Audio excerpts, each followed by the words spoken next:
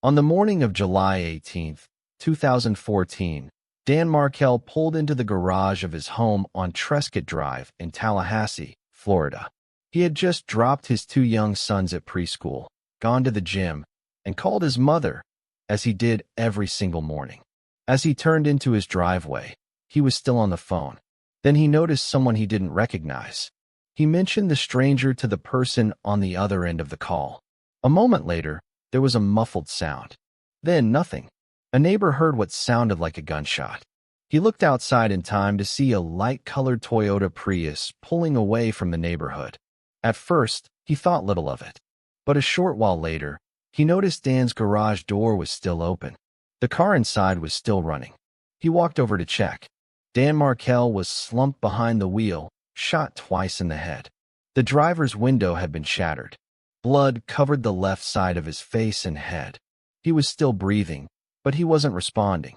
Paramedics rushed him to Tallahassee Memorial Hospital. He died the following day, July 19, 2014, without ever regaining consciousness. What investigators did not know in those first hours, what the world would not know for years, was that the two men who had shot him had driven hundreds of miles from South Florida for one purpose. They had been hired to kill him, and the people prosecutors would ultimately prove had arranged that murder were members of his own former family. This is the story of Dan Markel, not just of how he died, but of who he was and what it took to uncover the truth.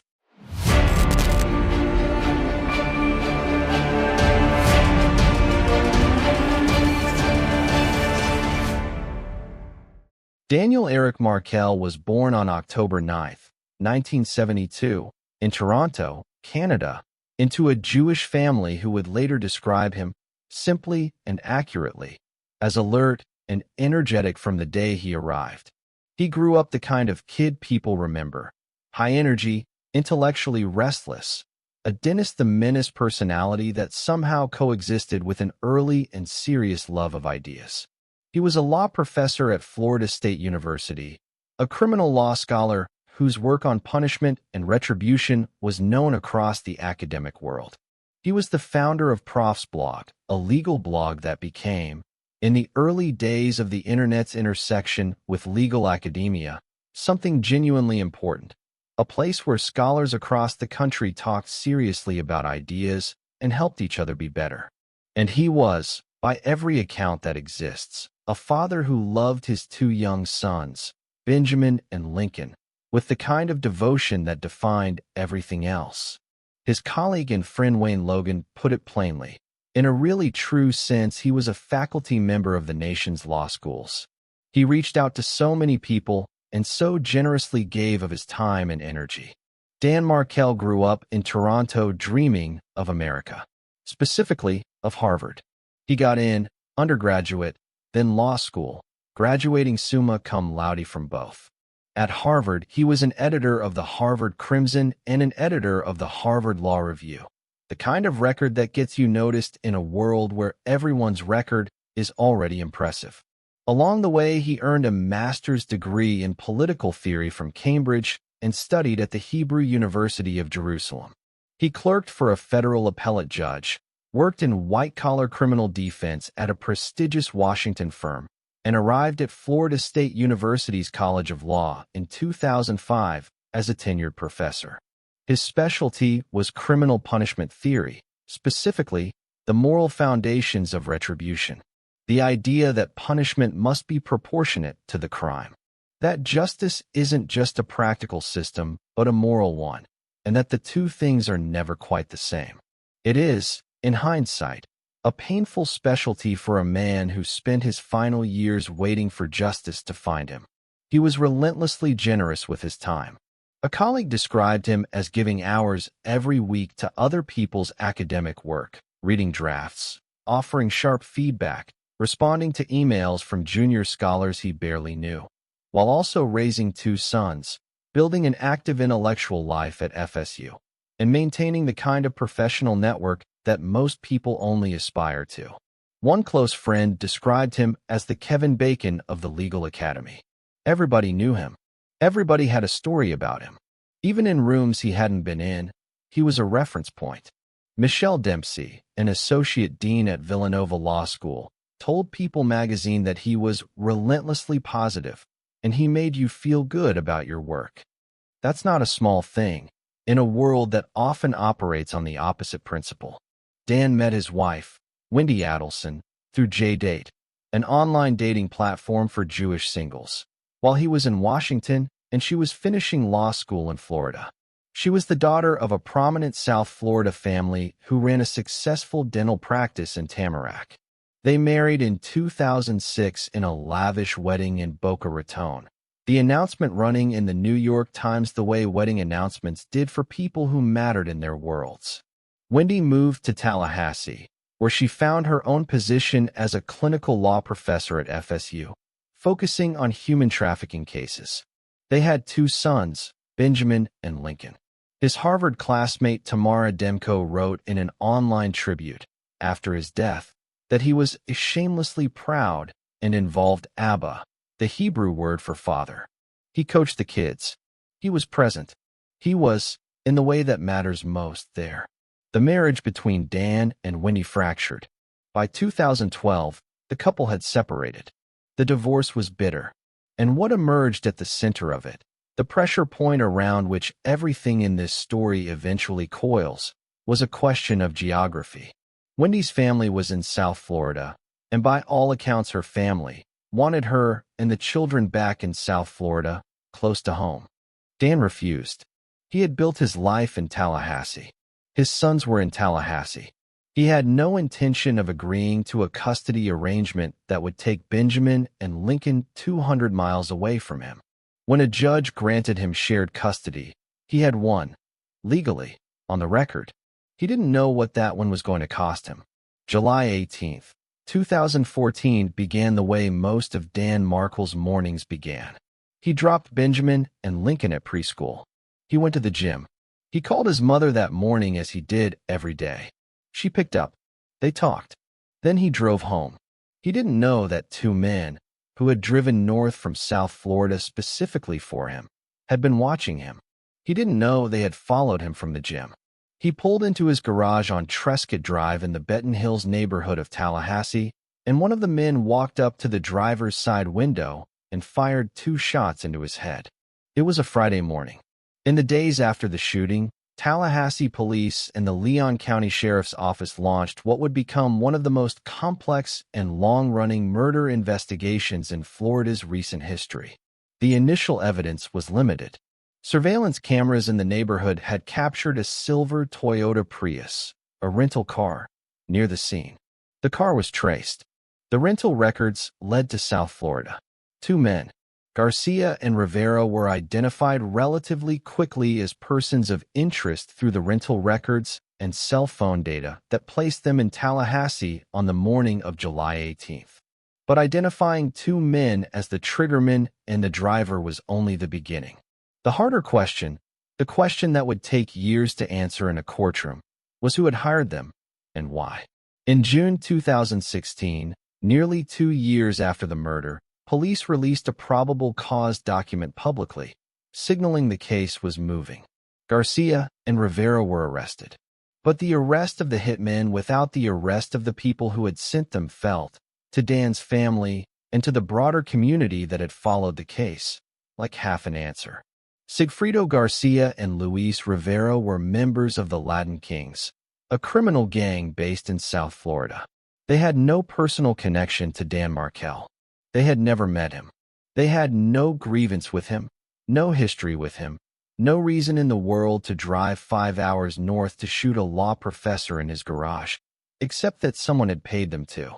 The FBI was brought in. Wiretaps went up. Surveillance expanded. And investigators began building the thread that connected 2 Latin Kings members in a rental car to a dentist's office in Tamarack. Katherine Magbanua, a woman who had 2 things that made her uniquely central to this story. She was the mother of Sigfredo Garcia's children, and she was also, at the time of Dan's murder, in a romantic relationship with Charlie Adelson, Dan Markel's former brother-in-law. Wendy's brother, a South Florida dentist from the same Adelson family that had never fully reconciled itself to Dan's refusal to let Wendy move with the children. When Garcia and Rivera were arrested in 2016, it looked, for a moment, like the full truth was close. Two men in custody, both connected to the crime. Surely the rest would follow quickly. It didn't. Magbanua was arrested in 2016 as well, the link between the Adelson family and the hitmen, but her first trial in 2019 ended in a hung jury. The jurors couldn't agree. She walked back into her life. The Adelsons had not been charged. For Dan's family, this period was its own particular kind of suffering. Everyone who had watched the case knew what it pointed to. The FBI knew. Prosecutors knew. But knowing and proving are different problems in a court of law. And the thread connecting the Adelsons to what happened on Trescott Drive was still being carefully assembled, one piece at a time. Dan's mother Ruth kept speaking. She kept pushing. She made sure his name stayed in the news, stayed in people's awareness, stayed connected to the demand for a full answer. It would have been easy, in those years, to take the partial answer, 2 hitmen in prison, and let the rest go. She didn't. Sigfredo Garcia and Luis Rivera were placed in Tallahassee on July 18, 2014 through rental car records and cell phone data. Rivera, facing life in prison, eventually cooperated with prosecutors. He pleaded guilty in 2017 and was sentenced to 19 years in exchange for his testimony and information. Garcia went to trial in 2019. He was convicted of first-degree murder and sentenced to life without parole. The critical link in this case was not a piece of physical forensic evidence. It was a person. Magbanua had a relationship with Garcia that produced children, and a relationship with Charlie Adelson that gave her access to the family's resources and motives. Investigators established financial payments made to Magbanua in the period surrounding the murder, and phone records showed a pattern of contact between her and Charlie Adelson at key moments in the timeline. Her first trial ended in a hung jury. Her retrial in 2022 ended in a unanimous conviction: first-degree murder, conspiracy, solicitation. She was sentenced to life. The single most consequential piece of evidence in the Adelson case was a recorded conversation. In 2016, the FBI employed an undercover tactic known as the bump. An agent approached Donna Adelson and handed her a newspaper article about Dan Markel's case with the number $5,000 written on it and a phone number. The purpose was to see how the family reacted to what appeared to be a blackmail attempt. Charlie Adelson's reaction was to sit down with Katherine Magbanua at a restaurant in Miami Beach and have a conversation. That conversation was recorded. In the enhanced recording, Charlie told Magbanua he suspected the newspaper approach was from a police officer or a blackmailer. He discussed the case in terms that, when played to a jury, proved devastating. That recording became the spine of the prosecution against both Charlie and his mother. Prosecutors established through court records, text messages, and testimony what the Adelson family's stated and unstated goal had been from the beginning of the custody dispute: to get Wendy and the boys back to South Florida. Dan, who had fought the divorce with the same intellectual rigor he brought to everything else, had successfully opposed that. A judge had granted him shared custody, which meant Wendy couldn't relocate without Dan's consent, and Dan was never going to consent. The motive was not passion, not a sudden eruption. It was a calculation. Dan was in the way. The Adelsons decided to remove him. In November 2023, investigators arrested Donna Adelson at Miami International Airport. She had purchased a one-way ticket to Vietnam. She was 73 years old, the matriarch of a South Florida dental family, a grandmother, and she was boarding a one-way flight to a country that has no extradition treaty with the United States, at the precise moment her son's trial was concluding and her own indictment was imminent. The airport arrest is, as a single image, one of the most telling moments in the entire case. Dan Markel was shot in his garage on a Friday morning while his sons were at preschool, and for more than a year before that killing, the people responsible had been planning it, funding it, and using his own custody agreement as the justification. Not anger, not grief, a calculation. His ex-wife's family had decided that the legal system's answer, shared custody, no relocation, was unacceptable, and that the solution was to make Dan disappear. Garcia's 2019 trial established the physical facts, the rental car, the cell data, the surveillance footage that placed him and Rivera in Tallahassee. He was convicted and sentenced to life without parole. Magbanua's retrial in 2022 turned on the restaurant recording, the enhanced audio of Charlie Adelson telling her he suspected the newspaper approach was from police or a blackmailer. The jury focused on that recording, on the financial payments, on the pattern of contact between Magbanua and the Adelson family around the time of the murder. She was convicted unanimously of first-degree murder, conspiracy, and solicitation. Charlie Adelson's 2023 trial brought the case to the family directly. He was convicted of first-degree murder and sentenced to life. Donna Adelson's trial began August 19, 2025, in Tallahassee. She was 75 years old. The prosecution called her son Robert, Charlie's estranged brother, a New York physician, who testified that in a phone call 2 days after the hitmen were arrested, his mother had avoided any discussion of the arrests even when he specifically raised the topic. The jury deliberated for 3 hours. They convicted her on all counts: first-degree murder, conspiracy, solicitation. Judge Stephen Everett sentenced her to life in prison, with an additional 30 years for the solicitation and conspiracy charges to be served consecutively. At sentencing, she said, "Never in a million years would I have wanted Danny to be harmed or killed, nor could I ever do something that would leave these 2 small boys to grow up without him."